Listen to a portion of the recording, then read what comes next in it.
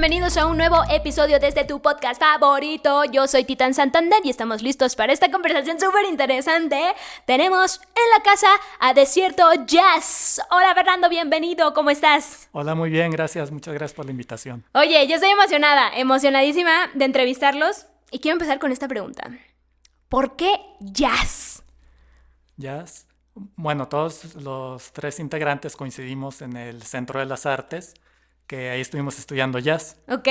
Y pues nos juntamos para formar la agrupación y de ahí surgió que teníamos ese interés ya previo en el jazz. ¿Cuál es tu rol en este trío de Desierto Jazz? Sí, yo soy el pianista y también toco la melódica. ¡Wow! ¿Cómo fue tu acercamiento a estos instrumentos? ¿Fue desde chiquito? ¿Cómo fue que dijiste, me gustaría aprender a tocar estos instrumentos? Pues mira, yo empecé ya grande para la edad a la que empieza normalmente, que desde niños los ponen a estudiar. Ajá. Yo empecé a estudiar el piano a los 21 años. Órale. A raíz de un diagnóstico médico que tuve, que me dijeron, pues búscate un pasatiempo. ¿Ok? Y primero fue como un pasatiempo y ya después, no sé, el mismo gusto me llevó a estudiar jazz y meterme ahí al Centro de las Artes. ¿Cuál fue tu inspiración? ¿Tuviste a alguien, por ejemplo, de tu familia que esté dentro de la música? ¿O fue más de algún artista del que te basaste? ¿O cómo fue que llegaste a la música? Sí, pues mira, siempre tuve un gusto muy grande por la música, por mi papá, que desde chiquito nos compró un sonido y ahí poníamos nuestros cassettes, ¡Qué discos cool! y todo. Y ese gusto fue el que me llevó y a que tomara esta decisión, pues bueno, si tanto me gusta la música, hay que hacerla. ¿Crees tú que hay mucha gente que estudie jazz en San Luis Potosí? ¿O más o menos? Sí, pues mira, más o menos, porque no es un género que sea tan difundido ni que haya tantas opciones para escucharlo, ¿verdad? Más Claro. bien es gente que, como te había comentado, como yo, y mis compañeros que nos metemos ahí al Centro de las Artes, o que, pues, no sé, por gusto de los familiares o de los papás que los llevan a escuchar esto y ya desde jóvenes ya sí están entrando alumnos, pues jóvenes, ¿verdad? De adolescentes casi ahí al Centro de las Artes. Claro. ¿Cuánto tiempo llevan con Desierto Jazz? Empezamos en el año de 2021. Ok. Primero me junté yo con Valeria Ajá. y era nada más piano y voz. Luego Chido. decidimos que pues había que meter un bajo porque pues el jazz es un género que requiere pues más instrumentos, ¿verdad? Para complementarlo, que suene algo pues bien. Y ya decidimos invitar a Leo y ya a partir de ahí empezamos a tocar, primero pues ensayos Claro. y luego buscamos diferentes espacios en bares, restaurantes y algunos eventos culturales que nos invitaban. ¿Cómo eran las clases acá ¿cómo era en el Centro de las Artes? Sí, Centro de las Artes. ¿Cómo eran las clases ahí? O sea, cuando se conocieron, ¿qué les enseñaban? ¿Improvisaban? ¿O cómo era el asunto? Sí, pues mira, cada quien está en su taller de instrumento Ok. y llevábamos clases en común de ensamble, de lenguaje musical. Sí, es una enseñanza muy completa ahí porque no es nada más el instrumento y ya, sino Claro. que existe la clase de ensamble de jazz que pues ya te acerca a la experiencia de tocar con otros compañeros, porque a mí me pasó que yo tocaba solo el piano y cuando quise tocar pues con más gente, sí, me abrió el mundo. A la vez que fue difícil porque no tenía la experiencia ahí en las materias, pero poco a poco va uno aprendiendo a interactuar con los compañeros y a tocar en conjunto. ¿A quién se le ocurre la idea de hacer el trío? Pues fue de Valeria y mía, de que Ok. ella me dijo, pues vamos a juntarnos a hacer algo. Ah, bueno, y ahí, y como te decía, ya estando Leo, ya después decidimos ponerle el nombre. Claro. ¿Por qué Desierto Jazz? Pues porque digamos que estamos en una zona semidesértica aquí en la Ne- capital y el altiplano, ¿verdad? Pues como para que fuera algo que lo identificara. Y que también que no fuera un nombre en específico o pues lo más común de los nombres, ¿verdad? Sino algo distintivo de la zona. Suena chido, suena chido. Y el hecho de que sea porque estamos en desierto está increíble. Sí. Ahora, ¿cuál era su objetivo principal cuando decidieron hacer Desierto Jazz? ¿Querían, no sé, empezar a tocar en restaurantes nada más? ¿O tienen la visión de de crecer el trío y llegar a ser conocidos, ¿cuál es su sueño? ¿Cuál era primero el objetivo? Porque a lo mejor conforme vamos avanzando en nuestros proyectos ya decimos como de, ok, esto igual y se está haciendo más serio y queremos más, ¿no? Entonces, ¿cuál fue el principal objetivo que tuvieron con Desierto Jazz?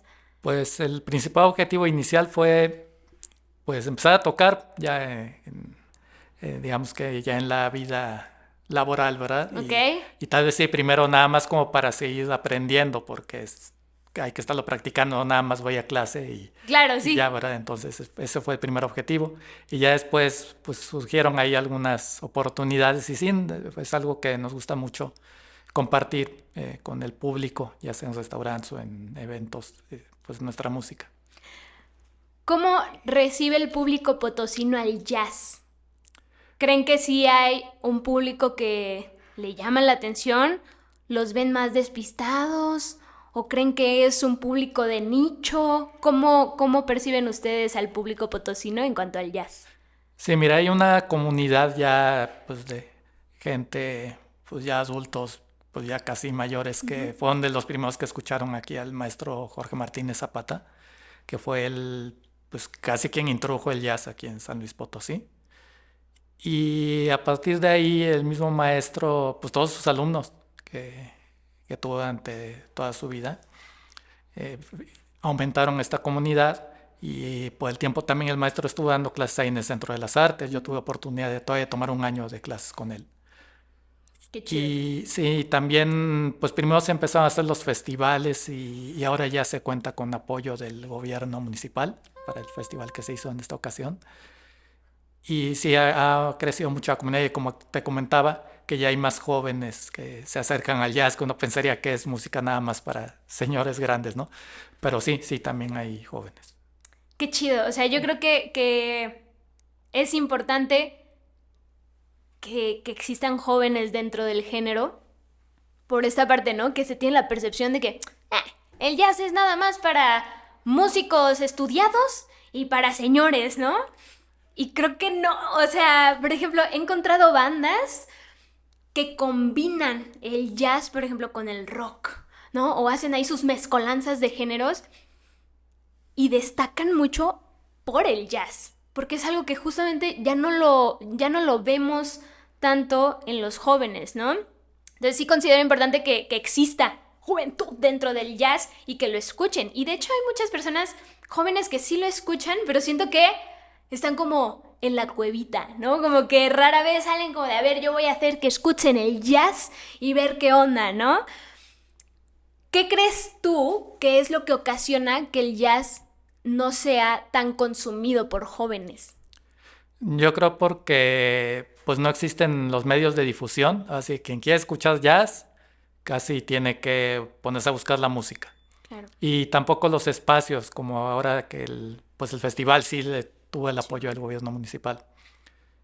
Pero no hay otros espacios, no hay un club de jazz como en otras ciudades, que incluso más pequeñas que San Luis Potosí, ya tienen un club de jazz en donde uno puede ir a cualquier hora a escucharlo, tanto, pues sí, de que uno te está todo el tiempo escuchando, ya sea, digamos, que música de fondo y también a ver Claro. grupos en vivo, o que realizan jam sessions también. Uy, esos son deliciosos. Por ejemplo, yo me acuerdo, yo tengo así de que el sueño de ir a un restaurante donde estén tocando jazz. Porque, o sea, yo amo la comida y amo la música. O sea, yo estaría así de que viendo el show.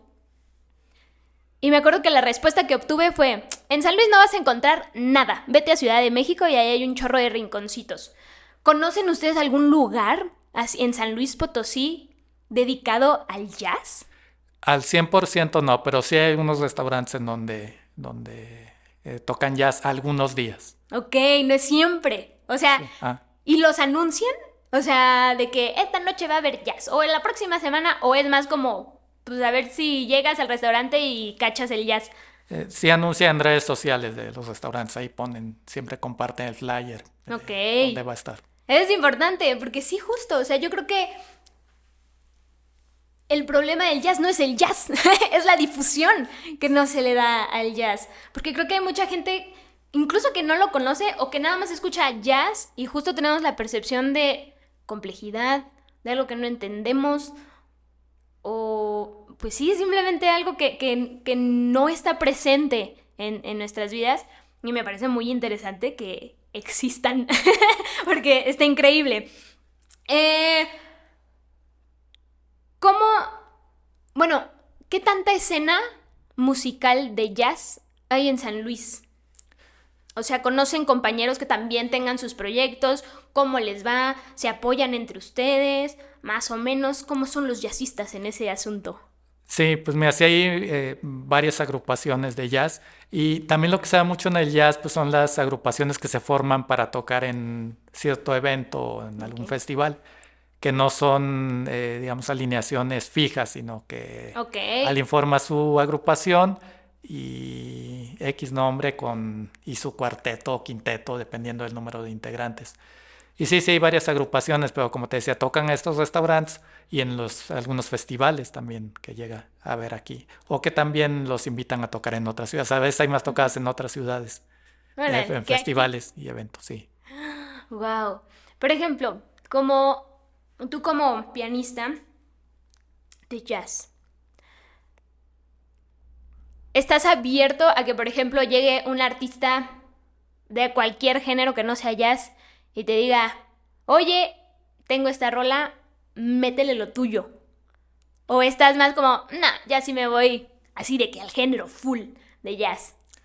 Sí, mira, siempre hay el jazz siempre ha sido una fusión de Ujú. estilos y sigue evolucionando, como comentaste hace unos minutos, de que mezclan el jazz con otros géneros como el rock Claro. incluso la música popular. Hay agrupaciones aquí en San Luis, hay una del maestro Samuel Martínez, hijo del maestro Martínez Zapata, Ujú. que se llama Huasteco, que fusiona la música tradicional, incluso el son huasteco con el jazz. Bueno, wow. Y esa misma fusión hace que pues, se vayan generando cada vez nuevas propuestas. Y no es nada más, digamos, con la música tradicional de aquí, sino en todos los países se da sobre todo en Latinoamérica, que tiene tanta riqueza rítmica y melódica en Ujú. cuanto a autóctona, música autóctona de cada país, pues todo esto se va fusionando, así como en un principio el jazz se fusionó a partir de pues, el blues y otros géneros que tocaban los afroamericanos. Ahí fue siempre ha sido así y ha evolucionado los estilos, la forma en que se toca, hasta ser un mundo pues infinito, ¿verdad? O sea que existen muchísimas opciones de propuestas de mezclas diferentes de estilos. Qué chido, eso está increíble. O sea, de verdad, a mí me fascina esa parte. Sabemos que el jazz, o bueno, no sé qué percepción tienes tú del jazz, pero se percibe como un género de alguna forma cuadrado. A ver, si no... Como que tienes que tener noción de qué onda con tu instrumento para poder hacer un jamcito, por ejemplo, ¿no?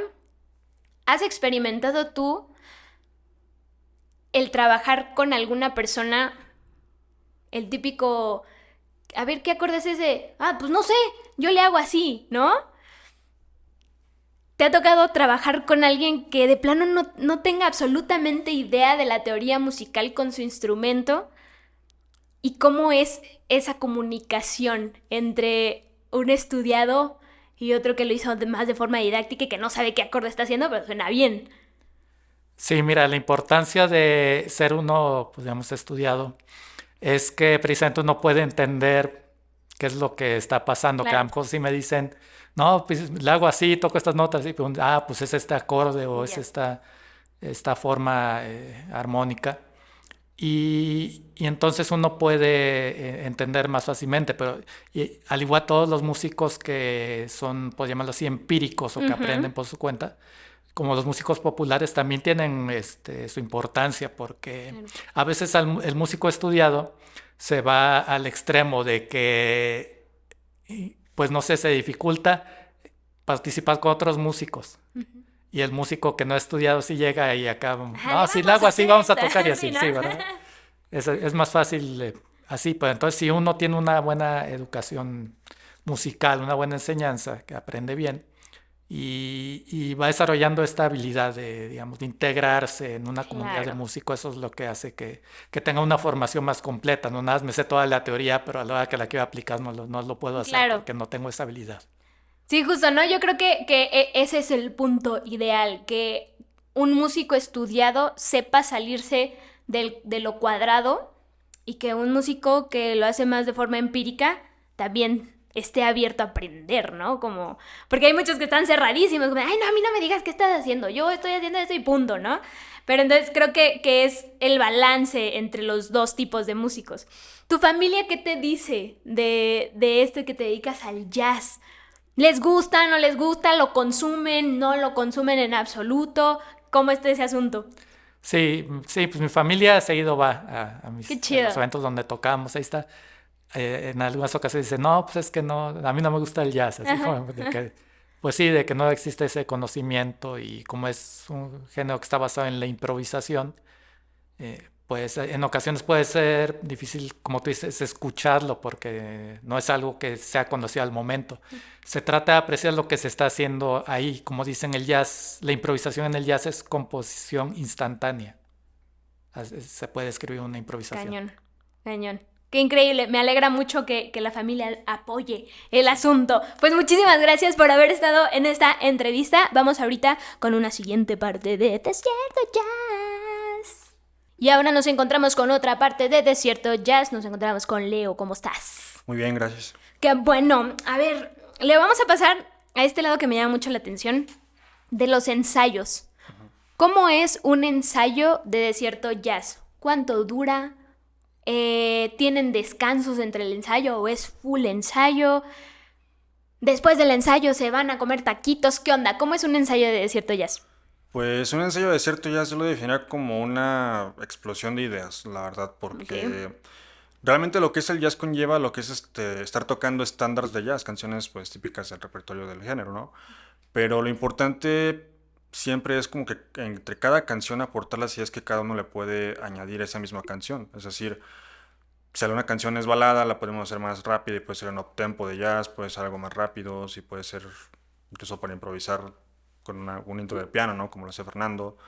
Y yo creo que lo que más me gusta de cómo es un ensayo con Desierto Jazz es más que nada que cada quien tiene su creatividad y momento de, pues, de exponer sus ideas al momento de ensayar. Claro.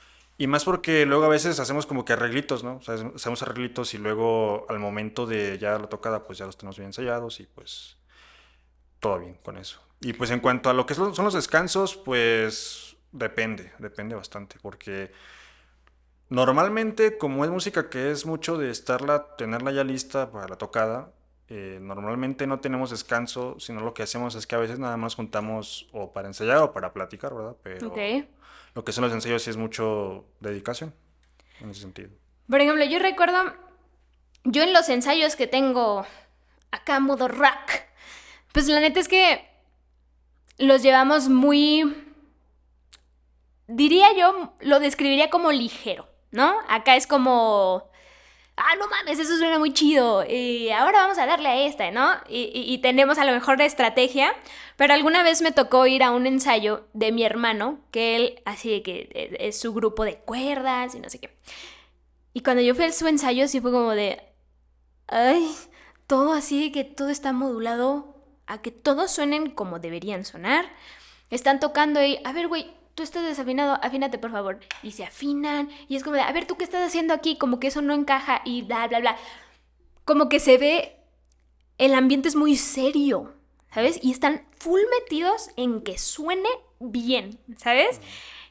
Y digo, no digo que acá con la música que yo hago no nos preocupemos porque suene bien, pero es más como de, ¿y qué tal y si hacemos como que es más esporádico, más locochón, ¿no? En sus ensayos como es. O sea, por ejemplo, piensan en el show como, no sé, desde cómo nos vamos a vestir, o aquí nos volteamos a ver, o es más justo desde la improvisación, cómo se llevan entre ustedes en cuanto a la creatividad, como, a ver qué estás haciendo ahí, a ver tú estás desafinado, a ver como que eso no, cómo es esa dinámica de ensayo entre ustedes.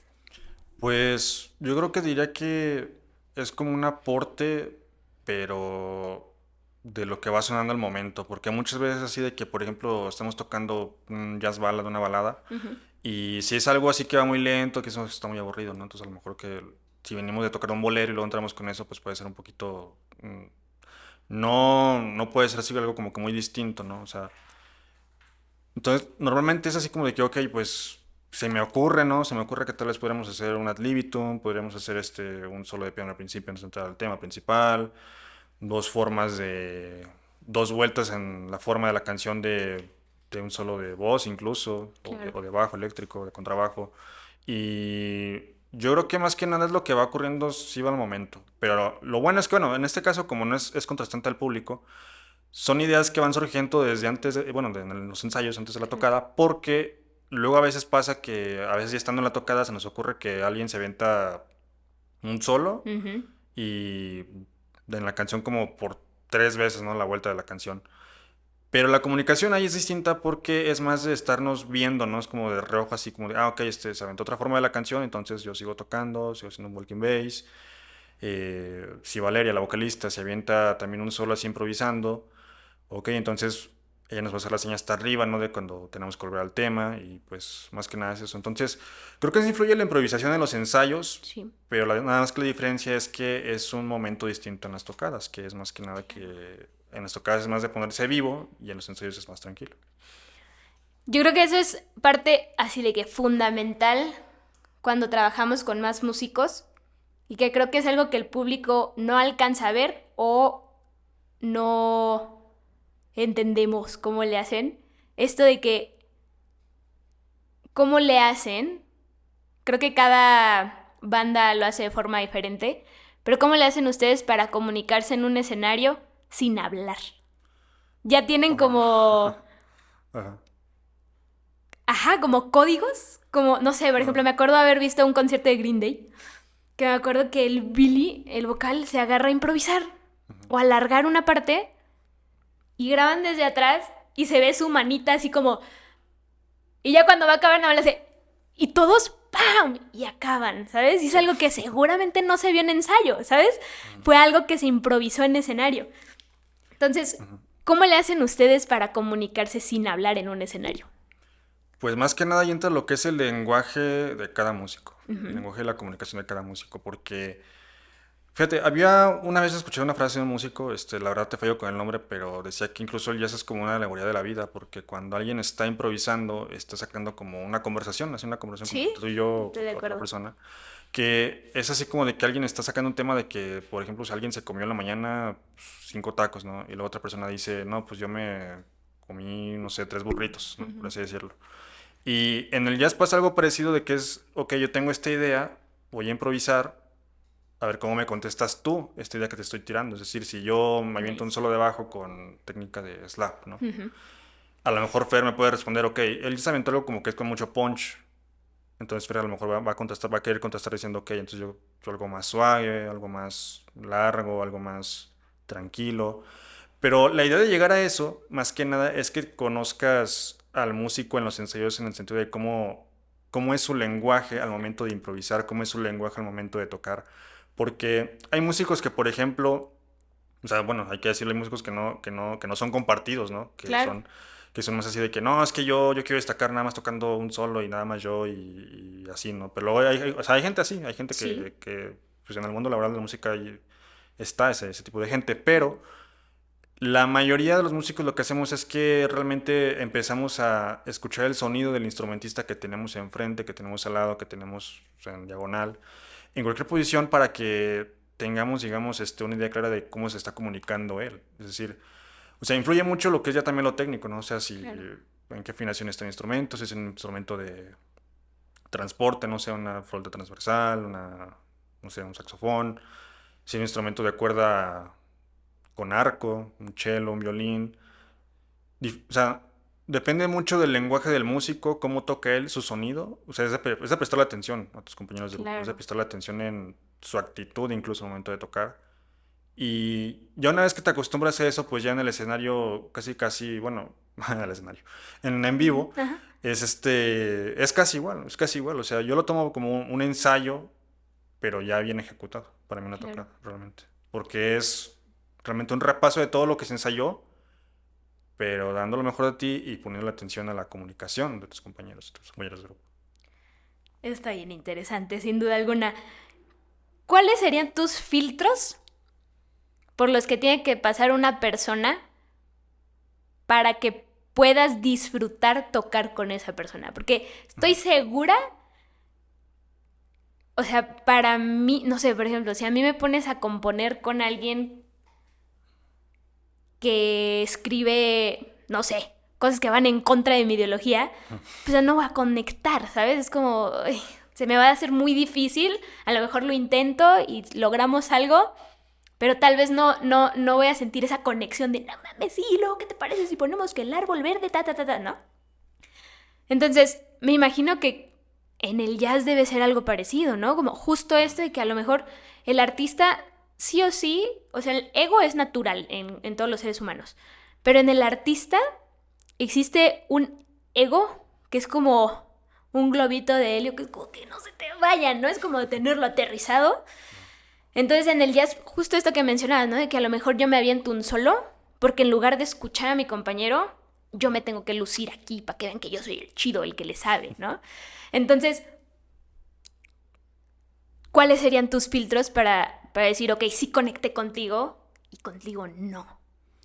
Pues fíjate, es un planteamiento interesante lo que manejaste de que, por ejemplo, a ti se te haría complejo componer con alguien que, por ejemplo, no está en base a tus creencias, ¿no? Ideologías, no sé, políticas, religiosas, etcétera. Porque en la música, o sea, en base a mi experiencia laboral, o sea, yo lo voy a decir, yo, por ejemplo, yo soy creyente, yo soy cristiano, y yo, por ejemplo, no tengo el mismo pensamiento religioso o espiritual que con otros músicos con los que se he tocado. Y es algo que, por ejemplo, que yo aprendiendo a intentar separar lo que es mis creencias para aportar más mi técnica musical en el escenario con el músico. Porque, fíjate, una anécdota muy curiosa. Cuando yo empecé a tocar jazz, la verdad, yo, por ejemplo, yo era muy ególatra, la verdad, lo tengo que decir. Yo era muy Ok. ególatra. O sea, realmente no me llevaba bien con un baterista acá de jazz.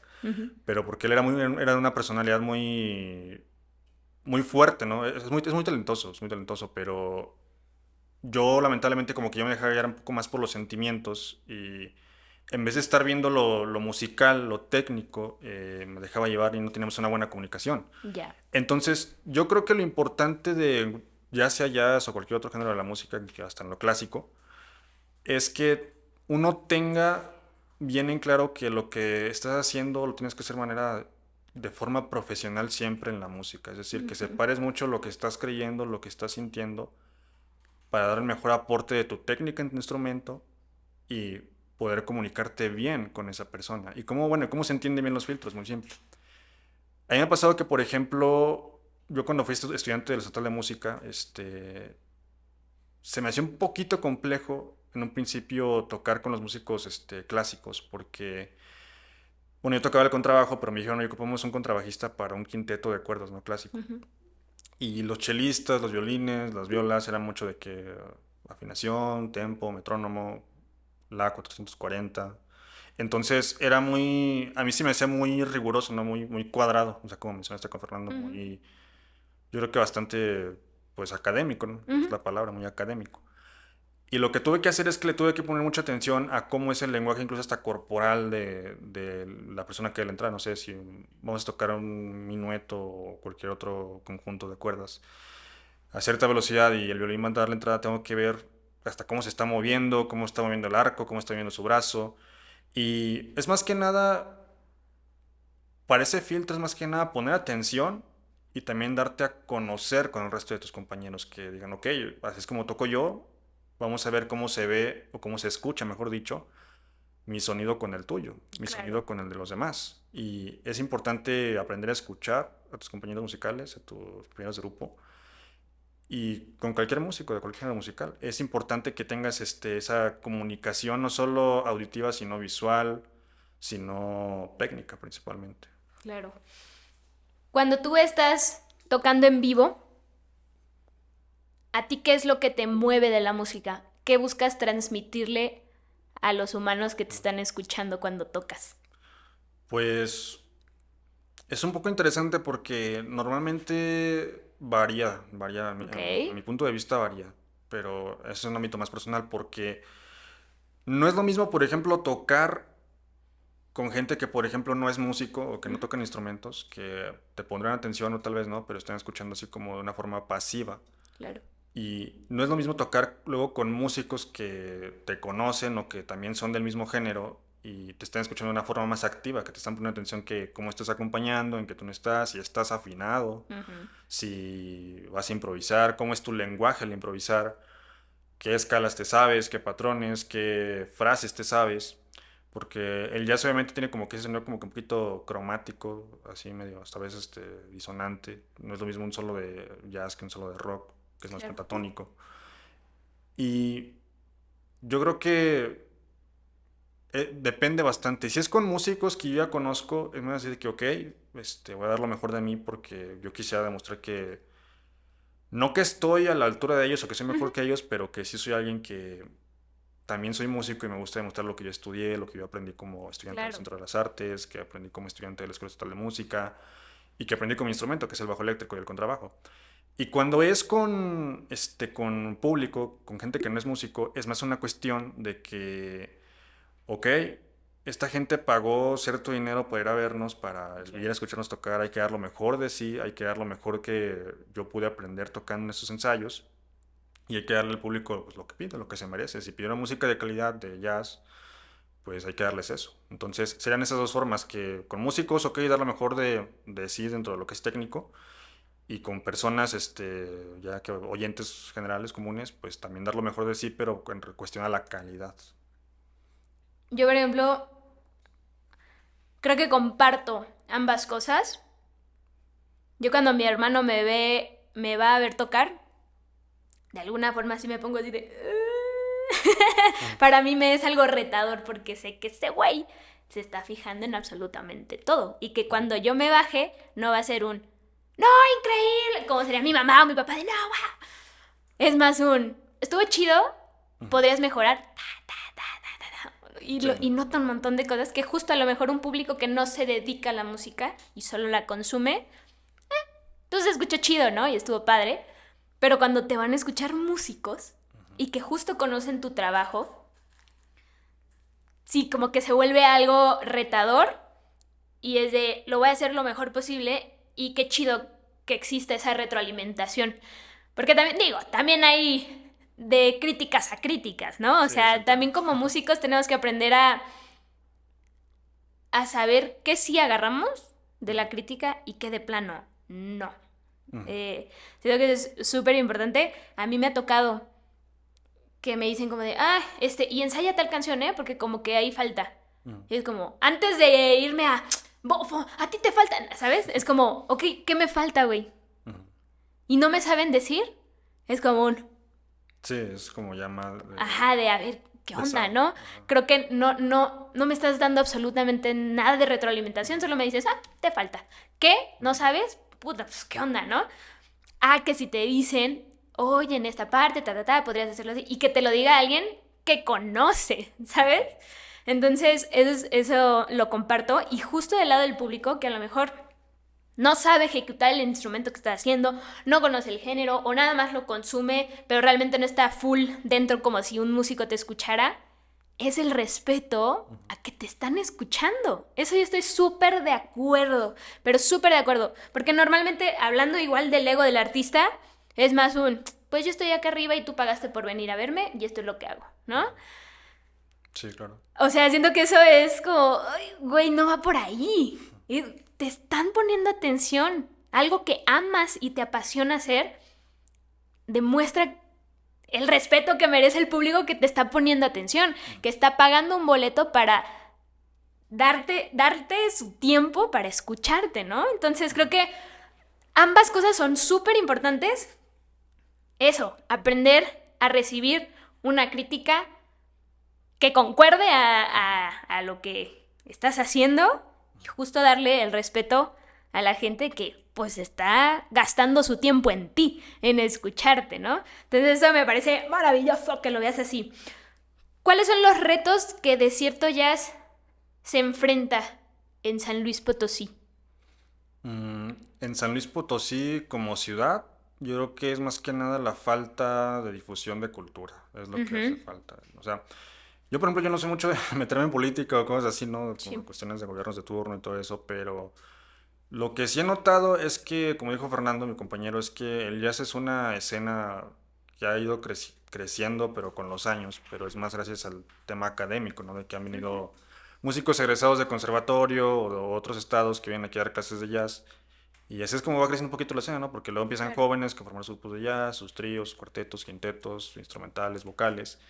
Y es algo que va creciendo poco a poco y como precisamente el jazz fue un género introducido, va a ser un género extranjero, fue algo aquí introducido en la ciudad, es algo que con las décadas ha ido creciendo y en los últimos años yo creo que un poquito después de la pandemia es algo que también se fue creciendo exponencialmente, ¿no? Por la aparición de grupos de jóvenes, ¿no? De jazz. Y yo creo que el reto que más se enfrenta, no solo de cierto jazz, sino cualquier otra agrupación de Sí. jazz, es más que nada que el público tenga ese aprecio o ese interés por el género, y no solo por ser música que es considerada como elitista, porque luego está el tema de que no, es que el jazz es más como que más elegante, más complejo, más de lujo.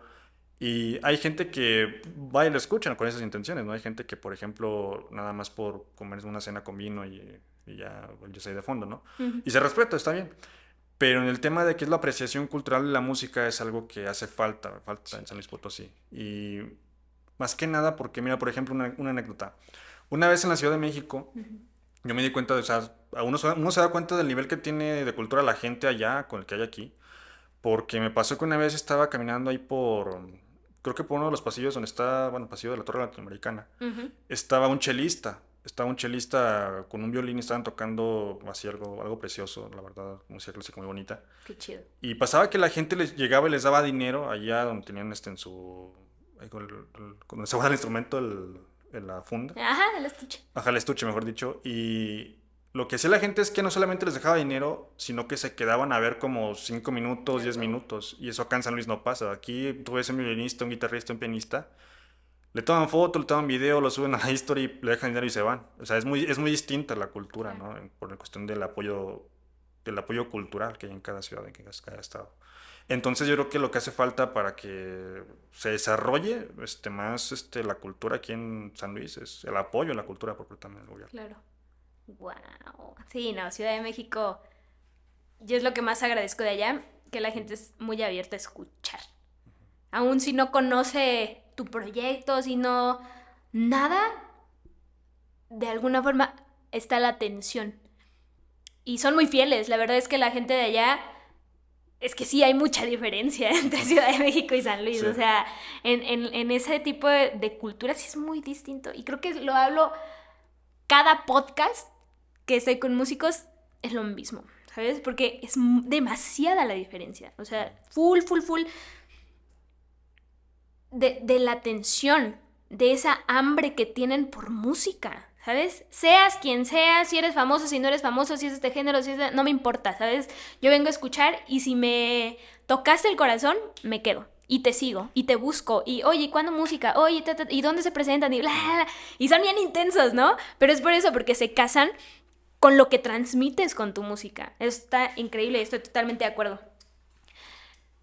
Si pudieras versionar con tu instrumento, con el jazz, alguna canción fuera de todas las que tocas y fuera del jazz, ¿qué canción elegirías? ¿Qué escuchas? Para empezar.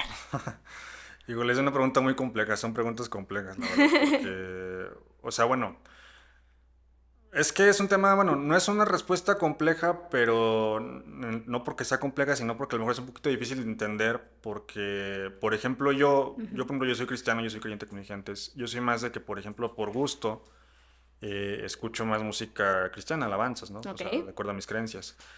Pero es evidente que, por ejemplo, un músico, para que tenga ese desarrollo, tiene que aprender a escuchar no solamente música cristiana, sino música secular. Entonces, más que nada por el tema técnico, el tema, pues, de aprender, el tema de aprender. Es decir, no sé, yo me imagino, si yo tuviera un hijo y también fuese creyente, o sea, ok, tocas alabanzas, pero también, no sé, escúchate las 4 estaciones de Vivaldi, que son básicas. Si quieres tocar piano en una iglesia, ok, también, pero también escúchate a Chopin, a Beethoven, a Mozart, a Bach, ¿no?